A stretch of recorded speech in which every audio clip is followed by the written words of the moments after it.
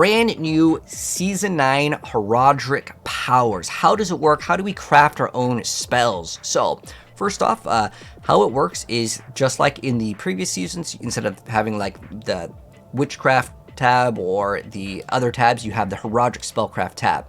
How it works is you have 5 different skills. You don't get to slot in 5 skills. You have 5 skills to choose from, and you pick one. You add the element, and then you add all the modifiers. Now, some of these are pretty cool, actually. This is a really cool system. This build has a lot of visual clutter, so it might be kind of hard to see it.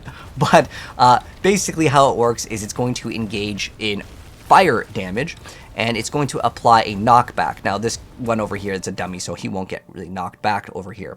But how it works is certain abilities, these are called catalysts. So your catalysts are the spells, the abilities.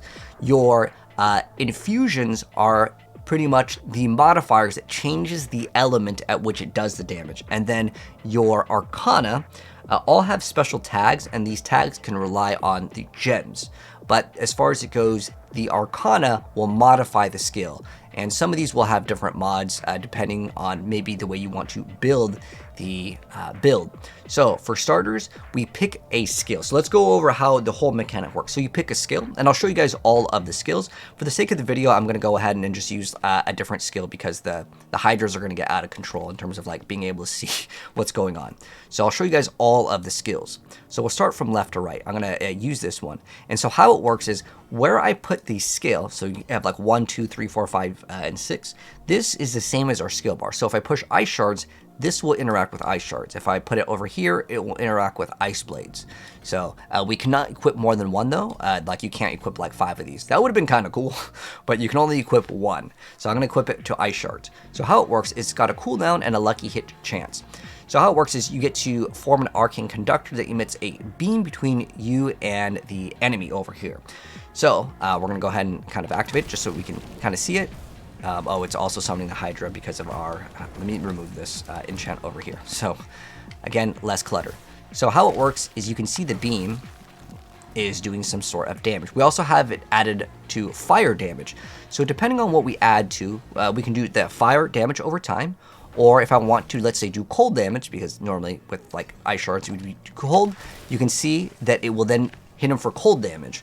So this is essentially your spell, and then this is like what element damage that you want to deal. And they do different things. You can level these up, by the way, to 10. The skills go up to level 20. So skills go up to level 20. The elements go up to level 10. And then the modifiers each go up to level 5. So in terms of upgrades, and to get the upgrades, you can do basically any forms of the content just like the previous system with the Ash, and you'll just get these things called Horadric files. So now that we've shown off the Disintegrate Beam, let's show off the other one. So this is Celestial Surge, and as you upgrade these, you can see that there is cooldown that you'll also be getting. And then some of these have extra modifiers depending on like the combos that you put on it, which is actually a really cool thing. But we're going to go ahead and throw in the Celestial Surge, and you'll see how this works. See, it's doing the damage. Now, obviously, this is going to be better for certain builds because you can scale whatever damage type it's doing. But that is the Celestial Surge. Next up, we're going to do Astral Pillar. So this is going to taunt enemies, and it has a piercing flow that does some damage. And so let's go and try out this one. So it's like a holy laser beam that comes down. Or is it this one? Oh, so I think how it works is it shoots down the thing like a giant beam down, and then we get extra projectiles. They're piercing waves that shoot out. And then we have Propulsion. So it's a Mana Blast, and we're going to go ahead and try this one. And also, I'll rank these up so you guys can see the cooldown at max. So this one is a 5-second cooldown. This is 11, because the only cooldown that matters is the very final one, right? All right, and then this one over here is we generate a Mana Blast. And this one's cooldown is every 4.3. And then it's going to knock back foes, but the dummy won't get knocked back. But the knockback is a gargantuan, and enemies slammed into the terrain form a lesser mana blast the first time it happens to them. So that's kind of cool. I wish I could, show you guys a knocking into it, but basically you get a smaller extra blast. And then we also happen to have the Cosmic Anomaly. So this one has a passive and an active effect. So it spawns in these little summons here. And let's go ahead and show off this one.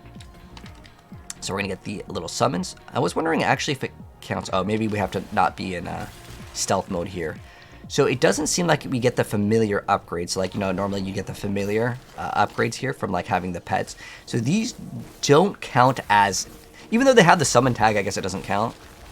So let's go ahead and just let these time out. Or we can just remove it from the skill bar also. That also would work. This way, there's not visual clutter. So again, these ones, you can see these little things that summon out. Okay, here we go. Here's one. And then so every few seconds, I guess they get summoned. They do some small damage. So how it works, this one's actually a little bit more interesting. So the passive summons them every 5 seconds. And then the active, when we push the button, it's going to have them explode. And then while at 5 anomalies, you are unstoppable. And the next series of implosions will deal double damage. Now, there's a couple things in the game where if you have unstoppable, you get a bonus. So maybe what you could do, and the reason why I actually like this season for like its like addition of this, is that you are able to maybe move it on a skill that you don't want to push, right? There's certain like builds that you just have an extra skill slot. Just put it on something you don't want to push, and then you have permanent unstoppable. So I like that idea. That's actually kind of cool. So that one has a little bit more unique play. So now that we've shown off like the elements, or the skills, let's do all of the elements. So the fire one does a burn dot damage. And then it also deactivates the chilling wind of the monsters. The purple one makes it so your catalyst now deals shadow or corrupting damage, and enemies deal 10% damage reduction. And then it also deactivates monster summoner effects for 5 seconds. And then while equipped, they all have this effect. So they all have the effect of while equipped, your fire damage bonus is equal to that of your highest damage type bonus, which is basically all of your non-physical damage. So they all have that text, so I'm not going to read that part.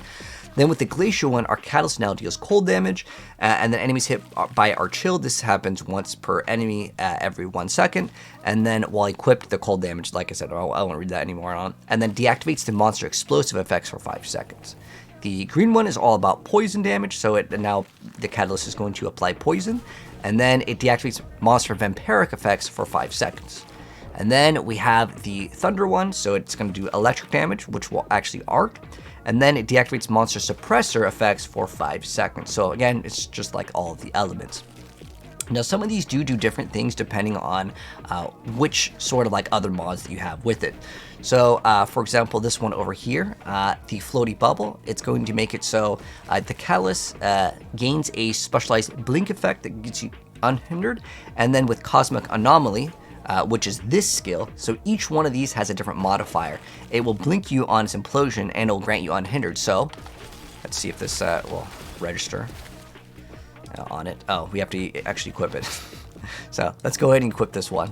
And so once it actually activates, we'll have to probably gain those things. Okay, let's see if it works off of one. Okay, so now we have a blink. So you guys can see this is actually a pretty cool system because depending on the skill that you have, it changes it. So this one, again, it lets us blink right now. Let's say I have a different skill over here.